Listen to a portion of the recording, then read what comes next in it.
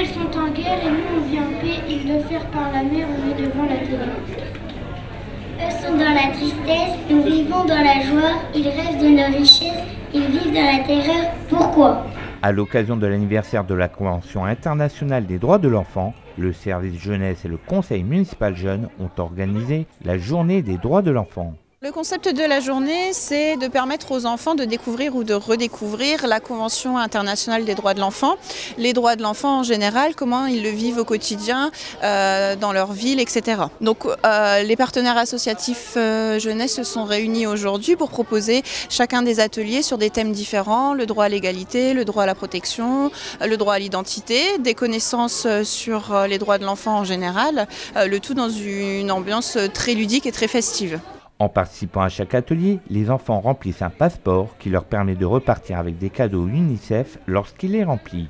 Parmi tous les droits de l'enfant représentés, les jeunes éclaireurs de Gravelines présentaient le handicap aux enfants avec des mises en situation. Même les handicaps invisibles étaient représentés comme les allergies, la dyslexie et le diabète. L'objectif, faire comprendre aux enfants les difficultés de la vie avec un handicap. L'handi-écoute qui permet de mettre en situation de malentendants et de faire découvrir un mot sur les lèvres. Donc ça c'est un des stands.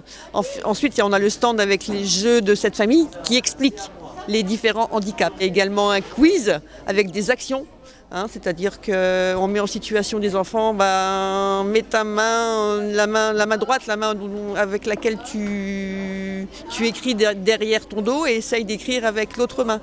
Durant toute la journée, une équipe du CMJ s'est mobilisée pour tourner un film sur le village. Un film né d'un projet intitulé La Voix des Jeunes, financé par une demande au Fonds Initiative Jeunesse. On avait un rendez-vous avec le FIJ, qui nous ont posé quelques questions, on leur a présenté le projet. On a eu le financement et on a pu acheter le matériel. Ça nous permet de présenter aussi à tous les jeunes ce que le service jeunesse fait, les concours comme par exemple le concours vidéo.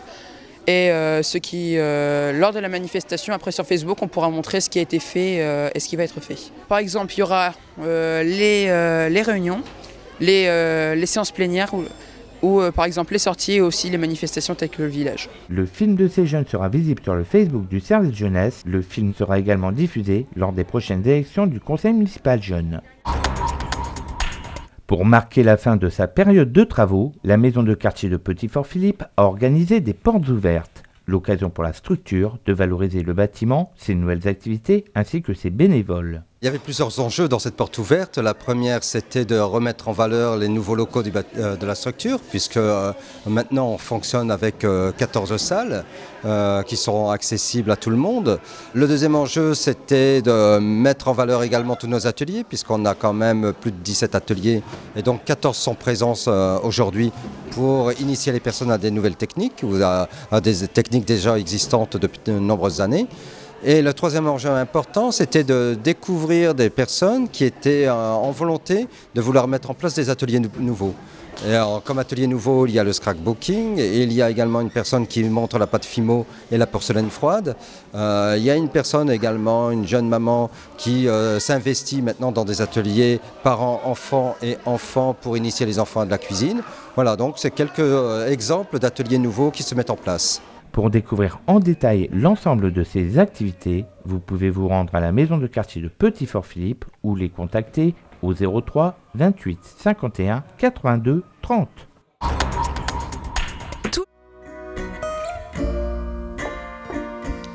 Le ciel est bas et lourd, la neige arrivera, et sur la fin du jour, un vieux lion tombera.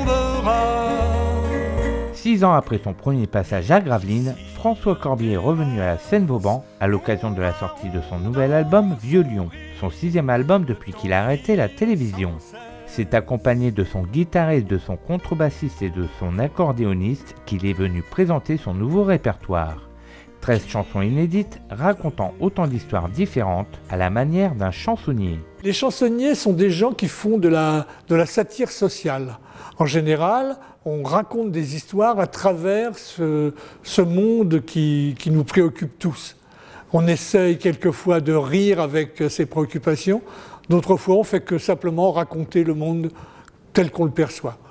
Il n'y a pas de message particulier, mais il y a tout de même une façon d'être, de se comporter qui va à l'encontre des choses établies.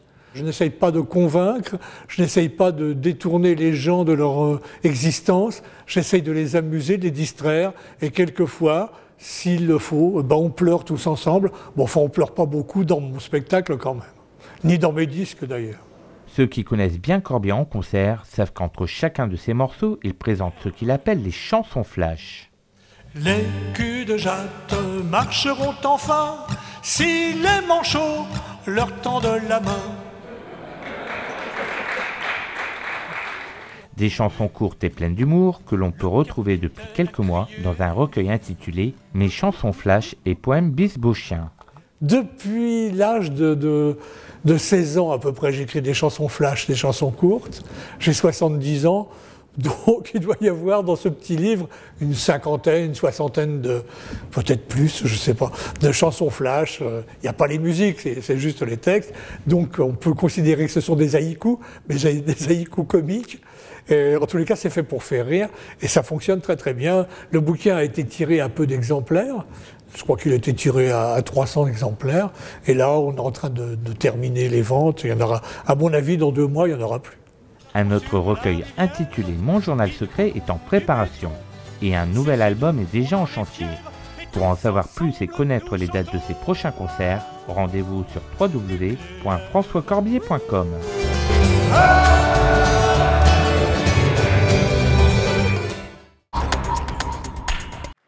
À l'instar de toutes les rencontres sportives de l'Hexagone, c'est par une minute de silence en souvenir des victimes des attentats qu'a débuté le derby Billy-Montigny-Gravelines.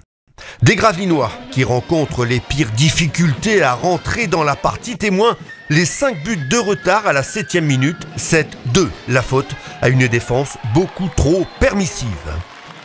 Avec un Léo Deblonde absent pour cause de voyage de noces, on l'excusera volontiers, mais aussi de Jérémy Lagouche pour raison professionnelle, on lui pardonnera également. C'est Jonathan Lemoine qui trouve les solutions face au gardien local en état de grâce. Le passif est comblé aux alentours de la 20e minute, mais c'est tout de même Billy qui vire en tête à la pause, 21-19. Au retour des citrons, ce sont les Gravinois qui prennent le plus vite les choses en main et pour la première et unique fois de la partie, l'USG est devant 23-24. Mais pour ne pas avoir su profiter des circonstances, notamment en ratant plusieurs jets de 7 mètres, les Gravinois se mettent en danger et permettent aux carabiniers d'y croire encore et de prendre les devants à 3 minutes du terme, 35-32. Mais on dit que le Gravinois est solide dans sa tête. Il le prouve et dans un ultime sursaut, les joueurs de coach d'Arras arrachent le point du nul, 35 égalités, un nul quasiment synonyme de victoire étant donné les circonstances. À noter que la rencontre face au Paris Saint-Germain, la réserve pro, initialement prévue samedi 14 et reportée suite aux tragiques événements parisiens, aura bien lieu samedi prochain à 20h30 au Pont de Pierre.